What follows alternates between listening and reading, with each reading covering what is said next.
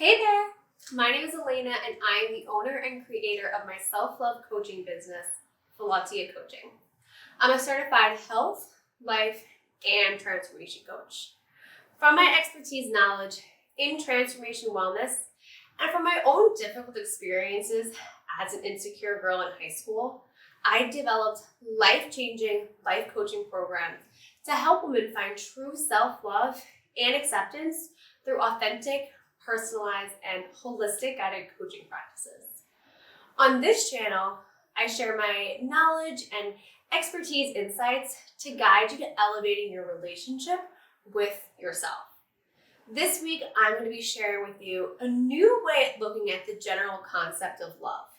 This is from the perspective that helped guide my self-love coaching business, and I'm really excited to share it with you to give you a deeper layer of understanding of not just Philautia coaching, but also of yourself, others, and the world.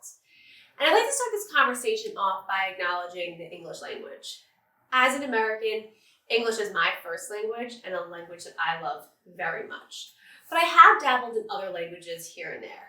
I actually took Spanish for 12 years in grade school, but never picked up any of it. And then I took Italian in college, but because I didn't upkeep with it more than a semester, the language is lost to me too. But from my experience dabbling in other languages, there is one thing I noticed, and that's that other languages are naturally far more poetic than the English language. Their poetic nature has resulted in much better articulation of words and concepts that the English language can just never understand.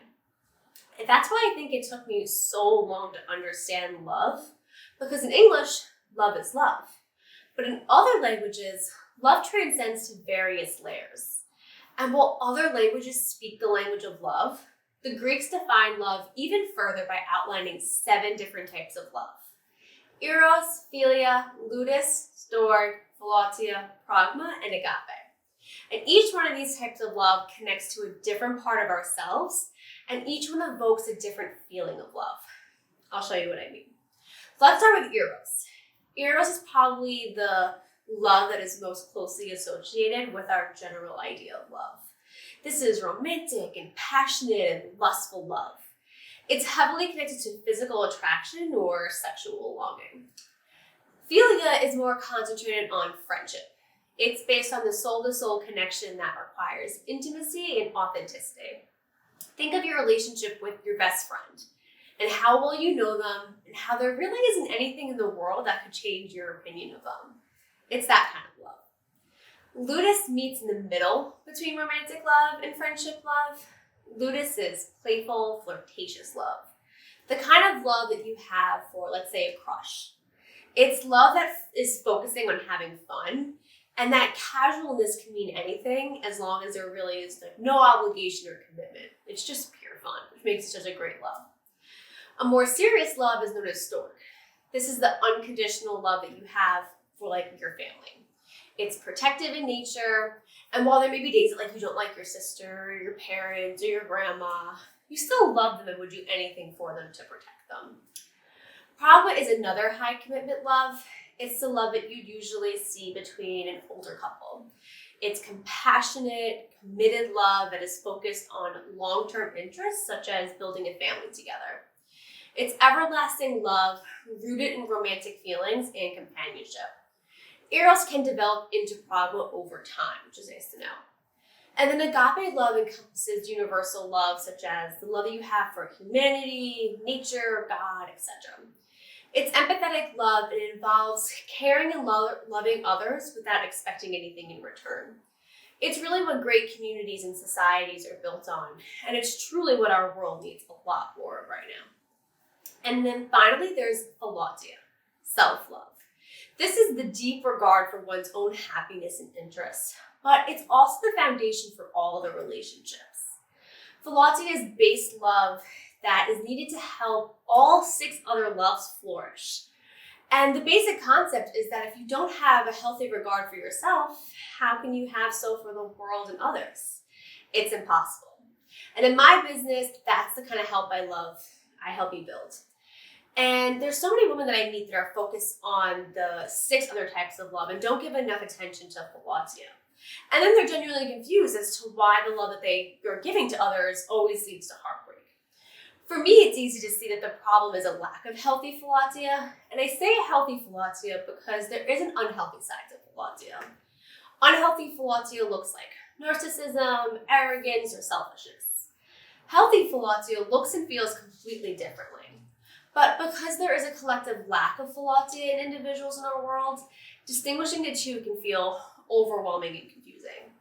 And most people then give up on their journey establishing healthy Philautia because their friends and families accuse them of transforming into a selfish person. They're like, who are you to all of a sudden care about yourself? Like, who are you to take a stand and change everything for us? And to most people, that accusation is crippling. You feel like a lone wolf, as if you don't comply to your friends and family's standards, you're going to be kicked out of the group. And you're going to lose that path in that intense and necessary feelings that you get from your family and friends of love, safety, and belonging. And that's scary. And, like thinking that, because you want to take up space, because you want to grow, it's a burden or an outrage to your close family and friends. So to help make your self-love journey fun and effortless, I, as your coach, guide you through the necessary steps to building self-love. I'm in your corner at all times, holding your hand every step of the way, and I help you navigate relationships with others as you begin to evolve and take your true form. It's a wonderful process and one that I am so honored to help women with. I hope it's a journey that you're starting to feel a stronger connection to as well, because the world is in desperate need of women who have a healthy regard for themselves. So I hope you enjoyed learning about the different layers of love today and seeing how they connect to various parts of your life. And once you understand that love is not just love, that love can take on different meanings and forms for different people and areas of your life, it's much easier to navigate love, your feelings of them, and connect and communicate. It also takes the pressure off of love needing to be one thing and to serve all areas of your life one way. I hope it's helped broaden your perspective of love and how focusing on Philautia, self-love, is the key to elevating all other types of love in your life. In the next video, I'm going to be discussing my signature approach to building healthy Philautia. Hint, hint, it's a similar process actually to building a house. And if you enjoyed today's self-love conversation, be sure to click on the subscribe button to my channel. Also be sure to follow me on Instagram at Philautia Coaching or online at philautiacoaching.com for more free self-love content. That's it for today. Until next time, remember, you are worthy of love. XOXO.